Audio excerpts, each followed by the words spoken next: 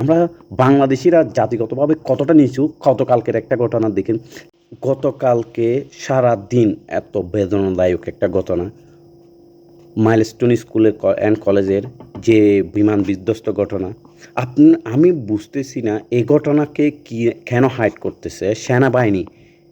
আপনি চিন্তা করে দেখুন, সেনাবাহিনী একটা ছেলেকে মানে ওই ছেলেটা তাদের স্কুলে কি হয়েছে না হয়েছে এগুলো হতাহতের বিষয়টা জানাতে চেয়েছে মিডিয়াকে, তখন সেনাবাহিনী তাদের উপর কি তাড়া করে তাকে লাঠিচার্জ পর্যন্ত করেছে এমন অভিযোগ করেছেন। কয়েকটা মিডিয়াতেও দেখেছি সেটা। এখন আর সেটা আমরা কেন হাইড করতেছি? সেনাবাহিনীর এটা দায়িত্ব পড়ে এটা হাইড করে। আচ্ছা, এটা হাইড করলে আপনাদের কি লাভ হবে? এটা তো আওয়ামী লীগের দূষররা করতো, দেশে ভালো চলতেছে, বাতাবি লেবু চাষ অনেক ভালো ফলন হচ্ছে, এরা করতো। আপনারা কি জন্য করতেছেন? আপনাদের কি লাভ হবে এগুলো হাইড করলে? আপনি আজকে এইটা হাইড করছেন, এইটা হাইড করে যে কতগুলো দুর্নীতিবাজদেরকে বাঁচিয়ে দিচ্ছেন আপনি চিন্তা করতেছেন? বাংলাদেশকে আপনি কোথায় নিয়ে যাচ্ছেন? আপনি জানেন না বাংলাদেশের মান বিশ্বের দরবারে কতটা নিচে?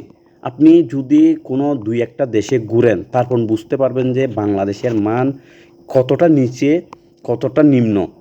তাহলে আপনারা এই অব্যবস্থাপনাগুলো উন্নত করার জন্য ব্যবস্থা না নিয়ে কেন আপনারা এইগুলোতে যারা জড়িত তাদেরকে হাইড করতেছেন? কি লাভ আপনাদের? আর একটা বিষয়, আমরা বাংলাদেশিরা জাতিগতভাবে কতটা নিচু, গতকালকের একটা ঘটনা দেখেন। চ্যানেল 24 একটা সাক্ষাৎকারে দেখেছিলাম একজন বাবা তার ছেলেকে বাঁচানোর জন্য 2 লিটার পানি কিনছে 600 টাকা দিয়ে। আর চিন্তা করে দেখুন আমরা জাতিগতভাবে কতটা নিচে। এখন আপনারা অমুককে দিচ্ছেন, সমুখকে দুধ দিচ্ছেন।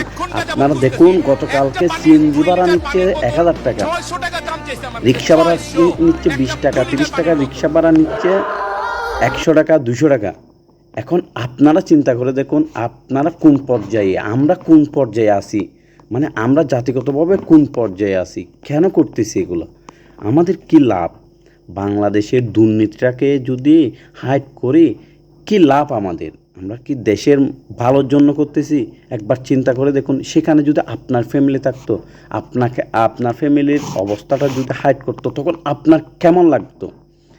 কেন করতেছি আমরা ভাই এগুলো হাইড করে? আজকে সকালে দেখতেছি এইখানে স্বরাষ্ট্র উপদেষ্টার কে একজন গেছে, সরি ও আসিফ নজরুল গেছে, ওনাকে তুপের মুখে পড়েছে ছাত্রদের। গতকালকে থেকে মাইলস্টোন স্কুলের কলেজের শিক্ষার্থীরা অবস্থান করতেছে, রাতে নাকি লাশগুলো সরিয়ে ফেলতেছে। কেন ভাই? এদের দাবি হচ্ছে 150-এর উপরে, আপনারা বলতেছেন 19 জন 20 জন। কেন এগুলো কেন হাইড করতেছি? এগুলো হাইড করলে দুর্নীতিবাজরা বেঁচে যাবে। এগুলোর সাথে যারা অবস্থাপনা বিমান যে যুদ্ধ বিমান যে বাংলাদেশে এখনও আছে সেটা সবাই জেনে গেছে এই ঘটনার মাধ্যমে। এটা হাইড করলে এখনও যে সরকারের বিভিন্ন বিমান মন্ত্রণালয়ের যে বিভিন্ন মানুষজন যে দুর্নীতির মধ্যে আছে সেটা আপনি হাইড করে রাখতেছেন। এখন যে স্কুলটাতে এত উঁচু ভবন করছে সেখানে নাকি এই আগে বাঁধা দিছিল, এটা অনুমতি ছিল না এত উপরে ওঠার। এইটার যে যারা জড়িত তারা এই আপনি হাইড করতেছেন তাদেরকে, আপনি সকল দুর্নীতিবাজদেরকে হাইড করতেছেন, সেটা করতেছে সেনাবাহিনীর মাধ্যমে। কেন আপনারা কেন করতেছেন এটা? জাতিগতভাবে আপনারা কতটা নিচে নামতেছেন, আমরা কতটা নিচে আছি সেটা আপনি কেন বুঝতেছেন না? বাংলাদেশকে উন্নয়ন করার জন্য আপনাদের যে অবদান সেটা তুলে ধরুন। কেন আপনারা এসব বিষয় হাইড করবেন?